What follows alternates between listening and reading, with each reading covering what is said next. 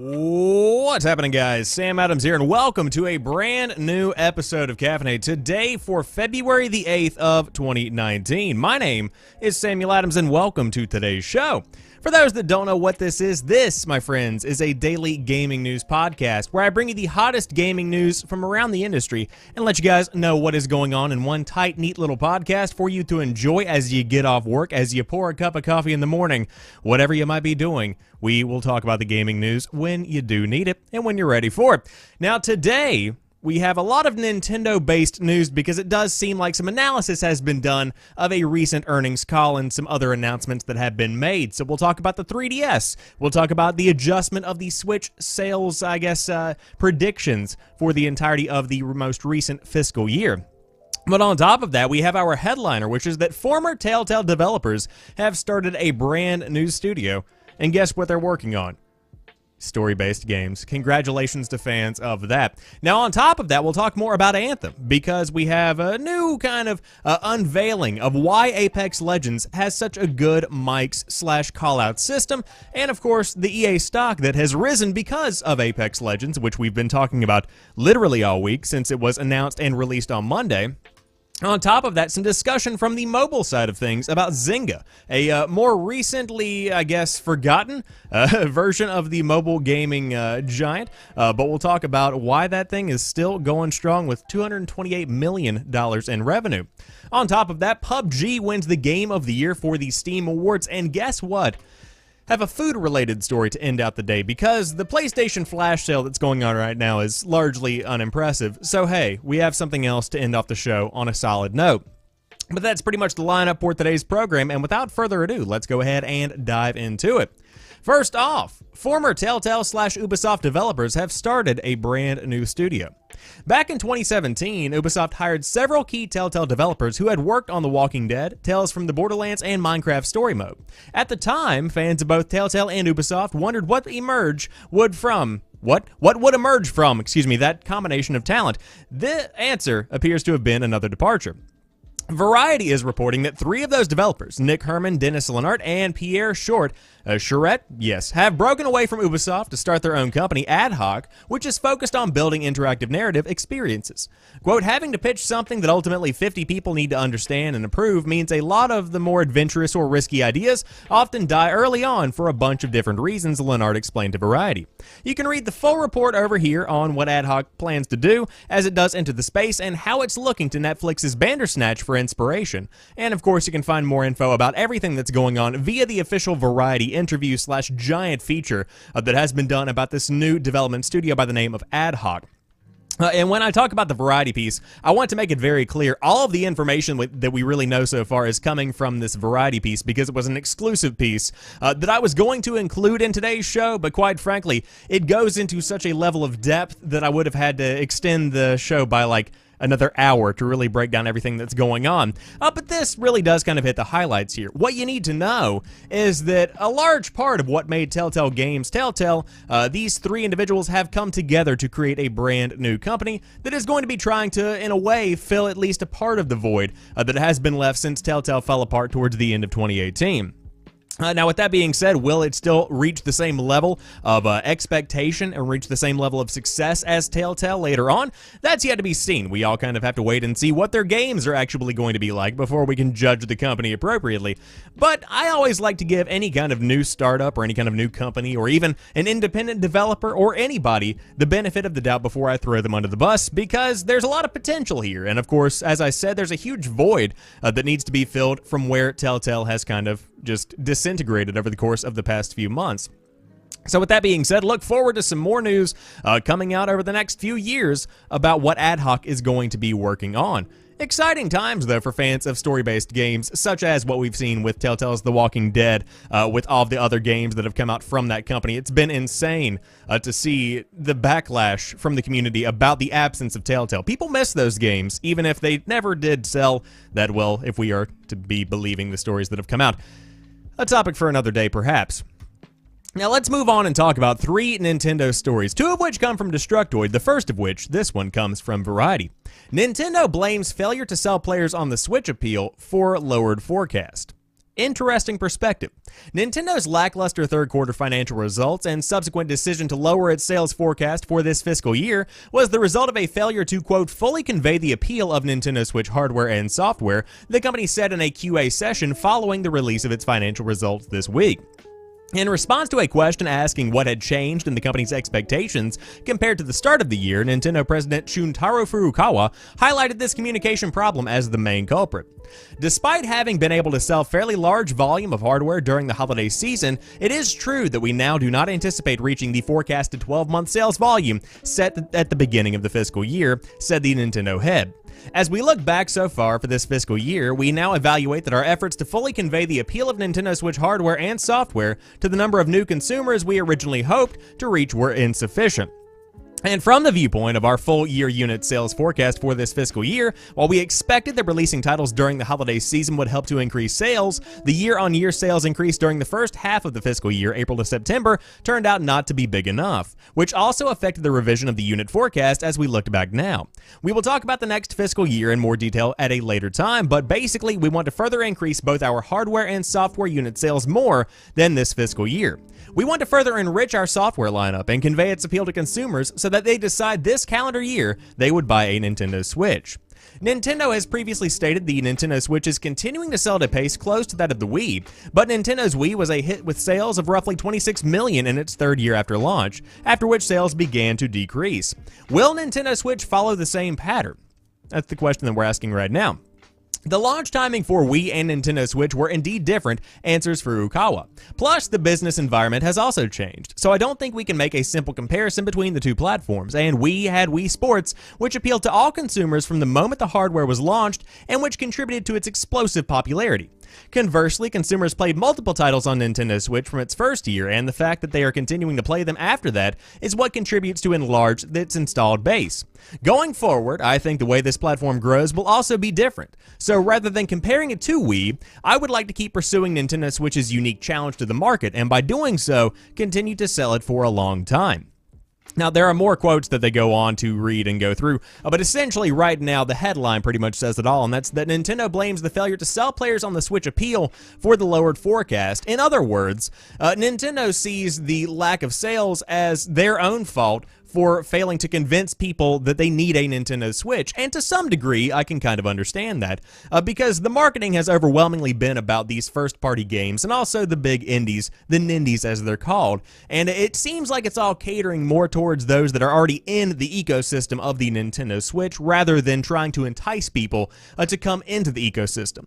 Of course, market analysis and advertisement analysis, that's all a much deeper level than we really need to go right now, but overwhelmingly, the Nintendo Switch is an incredible piece of hardware that is fitting into the gaming industry in a very unique kind of way, because who would have thought 5 years ago that we would want to have a hybrid console where it does clip into a dock and become a, living room basic kind of console, and on top of that, a handheld. That concept never really came to mind for a lot of people. Of course, the Vita began to approach it, but it was overwhelmingly a handheld in and of itself that borderlined, I would say, the console experience you would get from a PlayStation 3, but never did quite hit that level. With the Nintendo Switch, everything about it, as Furukawa points out, is unique. The unique approach to everything that it's been doing is something that has really set it apart from both its predecessors and also its competition. So going forward, I think that to adjust the expectations for the sales of the Switch would be a good idea, but as many people have said in the past, you do have this fact that whenever you do adjust the sales to a higher number than you actually legitimately anticipate, you do show confidence in your product, and so that can also increase the amount that people are willing to invest in the company, both on the investment side of things and also in the public eye. If you see a company anticipating its product to do well and that they're confident in what they are bringing to the table, you're more likely going to dive into it and go ahead and get on board. With that being said, the Nintendo Switch is by no means doing a poor job of selling. It's still a fantastic console that's selling incredibly well. The best-selling console of 2018, if I remember correctly. You can always correct me in the comment section down below. But with all that being said, and I almost lost my little spiel there because Lindsey Buckingham is recovering from emergency open surgery? What? Oh my goodness, this is insane. That's a story for another day. Lindsey Buckingham, for those that don't know, founding member of Fleetwood Mac, a god amongst men. a god amongst men. Fleetwood Mac, the best band ever invented, created, merged together from a conglomeration of incredibly talented individuals. With that being said, moving on to more Nintendo news. Now, according to Nintendo, the 3DS market has contracted faster than we anticipated, but it could not be the end of the line for the little handheld that could. Back in 2017, Nintendo of America President Reggie Fils-Aimé noted that 2018 wasn't the end for the 3DS, explaining that the company was going to, quote, continue to bring new content to keep the device vibrant and keep it going well into 2018 and beyond. Given the 3DS's past success, that statement made sense, but with the recent sharp drops in hardware sales and the Switch/mobile eclipsing much of that market, Nintendo's tune has changed over time. Speaking at a recent financial briefing, current Nintendo President Shuntaro Furukawa addressed the 3DS market, noting that it has contracted faster than we anticipated. He says, he reiterates that many 3DS owners are buying it as their first gaming system given its desirable price point, and once again says that there is room for both the 3DS and the Switch in the current market. That said, he is also going to keep pushing the concept of multiple Switch units per household, a line that the company started using throughout 2018. He notes that the mentality of having my own Nintendo Switch console is a goal to strive for. So yeah, Nintendo has acknowledged the slump, but the 3DS is not dead yet. When it is, Nintendo will probably tell us and admit that it's not doing so hot. But with that being said, the 3DS is also at a very interesting kind of turning point in its life, because it is a dying console. It is something that is at the end of its life, and something that more than likely is going to fade out rather than, blow up in a giant blaze of glory, unfortunately. Unlike the Samsung phones from a couple of years back. Oh, had to do it to them. But yes, the 3DS is beginning to die down, and the market is contracting, but it's also shifting and changing. Of course, just in the same way that we see the premium $60 experience transitioning more to a free-to-play riddled with microtransactions that, albeit are fair, are incredibly encroaching on the traditional kind of experience, that is happening along the same lines, where you do have these, meeting points, a borderline, if you will, between what has been traditionally accepted and what is the new frame of thinking. So consoles are beginning to change, the interest of the public are beginning to change, and the 3DS is probably going to find some kind of market in between there, even if it is for the entry-level consumer or the young kid that is looking to get their hands on their first gaming console, of which the 3DS is setting them up for a pretty solid experience. Of course, there's an entire huge backlog of 3DS games that are very solid, without a doubt, but for those that are wanting the newest, the most premium experience you can get, then the Switch is obviously going to be what they can go for in terms of Nintendo and also mobile hardware. But the 3DS could very well carve out a niche. Again, as I said, the little handheld that could. Very impressive, if I do say so myself. Now, that being said, one of the biggest drawbacks of the Nintendo Switch is Nintendo Switch Online, pretty much Nintendo's version of PlayStation Plus or Xbox Live Gold, but cheaper and subsequently without a lot of the fleshed out experience that you get from Xbox Live Gold or PlayStation Plus. But they're giving it their all to make it better. Yata, they say with a question mark. A few good nuggets of info came out of the official Q&A. We've been talking about all of this for the past 15 minutes, roughly. Just kidding. Actually, about 15 minutes. After recalling that Switch Online had exceeded 8 million accounts, as we talked about earlier in the week, current Nintendo President Shuntaro Furukawa, it's a great name that I love repeating 3 times, notes that it is critical that these members continue using the service for a long time rather than letting it expire, essentially saying the company needs to step up their game to keep retention high. Although vague, as Nintendo does, he says that they are currently planning ways to boost the appeal of the service on a yearly basis and will announce more details as soon as they are ready. The yearly bit is what's important, as Nintendo seemingly is in this for the long haul, with Furukawa stating that they are giving it their all. And of course, the general manager of the Entertainment Planning and Development Division of Nintendo chimes in, noting that the first big surge for Nintendo Switch Online membership started with Splatoon 2, followed by another boost with Smash Ultimate. This statement plays right into the notion from Furukawa, where he explains that a growing percentage of subscribers are going for shorter one-month memberships. Now we can see why Nintendo wants to boost the appeal of the service, to avoid flatlining with millions of one-month memberships who only sub when big AAA games hit. Either way, they're going to need more than just, quote, we are graciously allowing you to buy an expensive controller, gimmicks, and NES games. Of course, for those that don't know what that is a reference to, one of the launch benefits of having Nintendo Switch Online was the accessibility to purchase a full-priced controller that had a special paint job on it. which is just as ridiculous and unappealing as it sounds to many people aside from the Nintendo hardcore enthusiast. But with that being said, of course, you have a lot of perks that come with the Nintendo Switch Online service. But as I said at the beginning of the article, nothing as compared to PlayStation Plus and Xbox Live Gold. If they want this to be a viable option for people, or if they want this to be an appealing option for people even, you've really got to take a step back and change that approach and really make it something that is appealing to more than just your hardcore audience. Which I think relates back to the first article, which is actually that Nintendo blames the failure to sell players on the Switch for a lowered forecast. You can't just focus on your hardcore fanboys. You've got to branch out and market to those that might not necessarily even know what Nintendo is or know what Nintendo Switch Online does. You have to make these things appealing, and I definitely understand why people are buying 1-month subscriptions to Nintendo Switch Online to check out these games that are able to be played online and then get their fill and subsequently drop the subscription. But that isn't a very good business model for the long term from a corporate kind of perspective. So we'll see what happens with Nintendo Switch Online. Again, it's just really getting started, even though it is, roughly around a year out from the original launch, I believe, something along those lines. But again, much work to be done over there behind the scenes. Now, I've made it a good ways into the show without talking about Apex Legends. Also, to Alan in the chat, welcome on in, my buddy. Hello. But we need to talk more about the ping/callout system, and this is a video that I'm actually going to be releasing tomorrow, which I have yet to record and yet to write. But it is something that I feel is incredibly important whenever we're talking about the way that people communicate in games in 2019, because Respawn played with muted mics to get Apex Legends Smart Comm system just right. That was a nice rhyming title over there from Gamasutra. Now, with that being said, one of the most standout features of Respawn's Apex Legends is the title's Smart Comms ping system, which gives players a way to clearly and effectively communicate on the fly without access to a keyboard or a microphone. The system itself lets players ping a point of interest with a quick press of a button. This displays a marker on teammates' screens and triggers a vocal callout from in-game characters. Players can open a wheel to select the specific ping they want to send out, but the default callouts are entirely conditional to what is tagged, making it a simple system of warning of an approaching enemy or an alert of a teammate to neat item without using in-game chat. It's a neat touch that opens up the squad battle royale game to players that, for whatever reason, wouldn't want or be able to use a microphone-based chat with randomly assigned teammates. And Respawn says a lot of thought went into creating a system that accomplishes just that.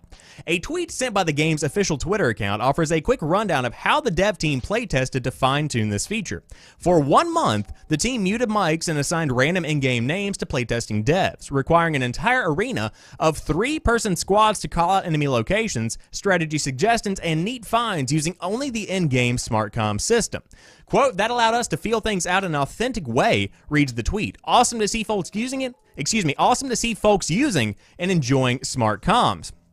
Now, that's the end of the story right there, but essentially what they're talking about, and specifically as a PC player, I have it bound to my middle mouse button, you can call out specific things as you could in Battlefield. For instance, whenever you mark anything, a little thing pops up on your overhead UI, and it's like, hey, this player wants you to go here or do whatever. But within Apex Legends, if you ping, say, a loot box or loot crate, whatever you want to call it, loot crate for only $9.95 a month, just kidding. But when you ping that kind of stuff, there is an audible call out from your player that says, hey, there's a loot crate over there, or whatever they might say. And so then you know what that is. If you double tap middle mouse button, then it calls out an enemy, and that changes things significantly because then you can call out when you are actually in danger, and it makes things much more intuitive and much more effective, I would say, as compared to the traditional player that doesn't use a mic. Now, as somebody who is traditionally a single-player experience kind of person, I know the struggle of not wanting to use a mic. Now, I actually have been using a mic on Apex Legends. I find it to be the most effective way to actually get stuff done in the game and to accomplish whatever goal you might have. But I also understand why people might not want to use a mic. Playing late into the night in a home full of other people is a pain in the ass because you can't whisper into a mic and people understand what you're saying. On top of that, some people really just hate talking, and they would prefer to play solos, but now everybody's talking about Apex Legends, so they dive in and they're forced to play squads, and I understand why you still wouldn't want to use a mic even in this situation. But with that being said, I think they have done an incredible job with this smart comm system, and again, I'm going to be making a video on this tomorrow that kind of fleshes out my thoughts even more on this as somebody who has won 4 games. I know I'm up there with like the pros. But we'll talk more about this later. I did want to point it out, though, but solid experience right here. Now, in the chat, Alan says you could stream some Apex Legends, just saying. Oh, no. The streaming days are more than likely gone entirely. I'm much happier just playing games whenever I have some free time for an hour or two instead of having to sit down and play for 3 to 4 hours, and it's like, I don't even do this naturally. That's just my 2 cents, though. Just my 2 cents.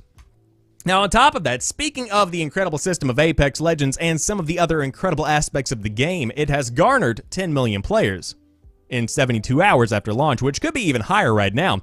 But EA's stock jumps 11% after the game launches. After EA and Respawn Entertainment surprise launched Apex Legends this week, it caught the industry by storm. Many believed that its foundation was that of a Titanfall game, which evolved into this new Battle Royale shooter. Even as a new IP set within the Titanfall universe, it managed to reach 10 million players in just 72 hours. This has led EA's stock to jump more than 11% on Friday, February 8th of 2019. Despite EA missing the mark with their latest expectations and even seeing their stock drop 13% earlier this week when the company released its quarterly earnings call, they're coming out to the green thanks to Apex Legends. In regards to the game's success, it's a bit unusual since the Battle Royale scene has been seemingly oversaturated and dominated by games like Fortnite and Black Ops 4's Blackout. Even with the pedigree of developer Respawn Entertainment, no one could have predicted the success that it's garnered. Apex Legends is a game that will continue to evolve and improve as players provide meaningful feedback. One thing on the minds of EA is the inclusion of crossplay for the BR game. This feature has not been confirmed, but it's likely going to be included as crossplay becomes more important, especially with the next generation looming. And of course, we do have the 10-year cycle plan for Apex Legends. Now, it's easy to hate on the game, it's easy to love the game, whatever you might be thinking about the game, everybody's got their own opinion. But to see this kind of stock jump after this specific free-to-play game absolutely dominates over the course of the past 6 days or roughly, is something that nobody could have expected. Now, at the time of this video being recorded or this stream being streamed, whatever you want to call it, I believe that the stock ended on Friday around $96, which is a significant amount higher as compared to earlier in the week whenever the numbers were released. Of course, those were unsatisfactory to many people's estimations, but it's good to see that the game is doing well. But make no mistake, at the moment, Electronic Arts is not doing poorly. There are a lot of good games coming out. Specifically, Anthem is going to be the biggest of the spring, if I did have to say so myself. Of course, will it be Apex Legends style success? No. This is something in and of itself. This is like Fortnite level of success. In fact, bigger than Fortnite, some may say. But it still has a lot of tricks up its sleeve. Now, with that being taken into account, as it stands, with the release of Anthem still a bit off, the entirety of Electronic Arts is currently being carried by Respawn Entertainment. And I want to make that a statement that I'm going to put on the record right now. This game is single-handedly restoring people's faith in Electronic Arts. Now, I did just publish the game. Pretty much the entirety of the development of the game has been handled entirely by Respawn Entertainment. Electronic Arts basically said, you make whatever the hell you need to make and give us a cut, and we'll support it. And that's pretty much what Apex Legends eventually became. Now, with that being said, it paid off in the long run because this is solid. It's a good game, and it's got a lot of people playing it, including some of the biggest streamers in the industry. But I digress. Good job to the stocks. Good job to the team. Solid. Now let's move on and talk about Zynga, because Zynga's mobile games generated a record $228 million revenue last quarter. Now, for those that don't know, Zynga has traditionally, in the minds of many, been associated with Facebook, because I specifically remember all of the mini games that I used to play in middle school on Facebook when I should have been learning, and that's how I ended up here today. But I digress. Both revenue and bookings are on the rise at Zynga, so much so that the company says mobile set a new quarterly record in each. For the fourth quarter of the company's 2018 fiscal year, mobile games brought in $228 million in revenue, 92% of Zynga's total revenue for the quarter, and 12% increase over last year. The quarter also brought record mobile user pay of $158 million, up 8% from last year, and record mobile advertising revenue of $69 million. 69. Nice. A 23% increase as well. As a whole, Zynga saw $249 million in revenue for the final quarter of its fiscal year, an increase of 7% year over year. Now, Zynga leadership notes that with this better-than-expected growth, Zynga's turnaround is now complete, and that leaves the company well-positioned for significant growth in 2019 and beyond. Up until just a couple of years ago, a profitable quarter was a rare thing for Zynga. Now, to keep this positive momentum going, Zynga plans to move forward with a focus on live game-driven player engagement and growth through new games, international markets, and emerging technologies. The company cites record performance of its Words with Friends, Merge Dragons, and CSR2 titles as driving factors behind this quarter's strong results. While Zynga Poker did not do quite as well as the company as years past, Zynga notes that the launch of Wonka's World of Candy helped to offset that softness, at least partially. For the entire fiscal year ending December 31st, 2018, Zynga saw $908 million in revenue, a 5% increase year over year, and bookings meanwhile rose 14% year over year to $970 million. And of course, mobile alone was responsible for $816 million of that revenue. So the reason that I'm talking about Zynga and reading a whole bunch of numbers to you is that essentially, a couple of years back, Zynga was on the brink of being no more. Everybody thought Zynga was going to be going under because Facebook began to evolve and people weren't playing Zynga games in their browsers anymore, and people had pretty much shifted away from that style of setup. Now, the company has strategically shifted. They have effectively changed their entire business style in a way, and had, as we see here, a significant focus on mobile, which in and of itself is what you need for success in 2019 if you are a company like Zynga that has these mobile kind of games, this mobile-centric kind of experience being offered.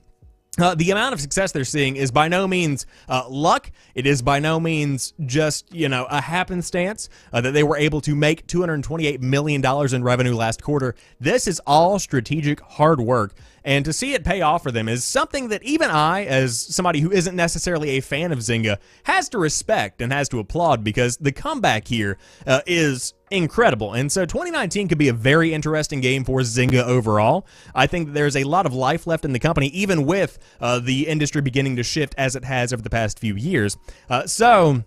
New games, international markets, tons of other factors could definitely come into play here and change the game for Zynga going into the next year. So, I'll keep you guys updated towards the end of 2019, more than likely, because quite frankly, we don't really talk about Zynga nor mobile that much here on the podcast. Only when appropriate. I sprinkle it in there. Like Salt Bay? Is that what his name is? With the little hand thing? Anyways, moving on to the next topic of the day. PlayerUnknown's Battlegrounds wins the Game of the Year in the Steam Awards. CD Projekt Red awarded Best Developer. Assassin's Creed Odyssey and Skyrim VR were also honored on top of that. For the first time this year, Steam hosted a broadcast event of sorts to announce the winners of its annual Steam Awards, during which PlayerUnknown's Battlegrounds took home Game of the Year in the user-voted honors. The broadcast was a fairly short one, consisting of limited nominees, announced winners, and a few short pre-recorded responses from winning devs. As in previous years, the Steam Awards are not necessarily reflective of 2018 game releases so much as what was popular on the platform during the last year, and as such, only a few 2018 releases were honored. The winners of the Steam Awards are as follows. The Game of the Year goes to PlayerUnknown's Battlegrounds. VR Game of the Year was Elder Scrolls V Skyrim. Labor of Love was Grand Theft Auto V. The Best Developer was CD Projekt Red. The Best Environment was The Witcher 3 Wild Hunt. Better with Friends was Rainbow Six Siege. Best Alternate History was Assassin's Creed Odyssey. And the Most Fun with a Machine was Rocket League. And the Most Fun with a Machine, by the way, is the game that is the most fun by being played on a custom arcade cabinet. That's a cool little feature right there. That's a cool little award to give out. I'm a big fan of that kind of thing. But notably, what I want to point out here is that the majority of these games have been out for a long time. I mean, PUBG, albeit in early access, has been out for multiple years. Skyrim has been out since I was in middle school, I believe, or at least early high school. Grand Theft Auto V, again, came out in, 2013, 2014, something along those lines.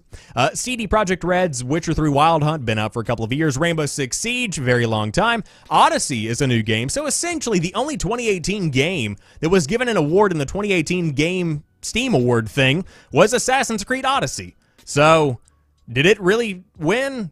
Was that the only winner, really? If we really come down to it. Of course, Rocket League, solid experience right here. But with that being said, the Steam Awards and their winners can also be checked out on the Steam store if you did want to go in and give any of them a shot, but overwhelmingly interesting stuff right here. Now, before we end the show, Fluffy, welcome on in. Number 2, this is not a gaming news related story, but it's still one that I found to be worthy of our time. The Pancizza. IHOP reveals a pancake-styled pizza, or a pizza-styled pancake. This is some fantastic stuff right here, ladies and gents. This is the news that you come to the podcast for. You don't get this anywhere else. You don't get this on Kinda Funny Games Daily. Just kidding, you probably do. But with that being said, we got to dive into this about as much as I want to dive into one of these things in real life. IHOP, the artist briefly known as IHOP, has revealed 3 limited-time menu items that are essentially pancakes presented as pizza called Pancizza, pronounced Pancizza. I apologize. That was my bad. In celebration of National Pizza Day on February the 9th. If you are someone whose Venn diagram intersects perfectly between pancakes and pizzas, as many of us do, IHOP has set up Pancizza.com with all of the pertinent information. There are 3 styles of Pancizza: original pancake, cupcake, and bacon and cheddar. Each costs $5. It comes in a box and is sliced into triangles, measures 7 inches, and comes with 4 signature syrups: old-fashioned, butter pecan, strawberry, and blueberry, or as I like to say, blubbery. They're only available from February the 8th through the 20th. They are only available for those specific days. Now, customers ordering at participating locations in LA, Chicago, Dallas, and New York City can use IHOP and Go pickup or DoorDash delivery. First-time DoorDash customers can use Pancizza, the code, for a free delivery, and regular DoorDash customers can use the code IHOP delivery to get a free delivery on an order of $10 or more. IHOP is even setting up a Pancizzeria on Beckler Street in New York City from February 9th from 11 a.m. to 11 p.m., where customers can get a free slice of Pancizza. Now, let me make it very clear. Pancakes that look like pizza or pizza that looks like pancakes, it is pancake that is the size of a pizza. And as we can see here, by judging by the image that we have before you, if you're a podcast listener, I apologize. You do have one that has what appears to be icing and sprinkles, one that is just a big-ass pancake, and one that is covered in what appears to be bacon, and was that cheese? I don't know about that one. That one's a little rough. I can't really get behind that. I don't know about that one, Chief. But overall, what you need to know here is that if you are somebody who is just in love with yourself and are confident in your choices in life, you can literally sit on your couch, break out DoorDash, and order a giant-ass pancake that is covered in bacon and cheese. I want to make sure that's cheese. Bacon and cheddar. Jesus, mother of Joseph. Oh, why? It's bacon and cheddar. Oh, God. So, yeah, you can literally not move, have some poor minimum wage worker come to your door and deliver you a giant-ass pancake covered in stuff that will ultimately clog your arteries with delicious bacon pancake goodness. But I digress. I wanted to let you guys know what you could get in on when you're grinding Apex Legends, when you're playing any of these games that were awarded awards during the Steam Awards. This is something that is incredibly, incredibly confusing, but also arousing in some way, shape, or form. But that wraps up today's show. If you enjoyed today's episode, be sure to drop me a like down below if you're watching the YouTube content. And if you're hanging out in the chat, I appreciate you guys being here. I love doing the show live. And of course, if you did want to catch the show live, it's hosted Monday through Friday at 7 p.m. Eastern Time on twitch.tv/TheSamuelAdams. And then the podcast form is put up on Anchor.fm, and the video is put up on YouTube.com/SamuelAdamsMedia. But with that being said, you guys have a fantastic rest of the weekend. Get down there, play some awesome games, and I'll be back on Monday for a brand new episode of Caffeinate. But of course, there are always videos coming up on the weekend on the YouTube channel. But with that being said, I'll talk to you soon, and peace.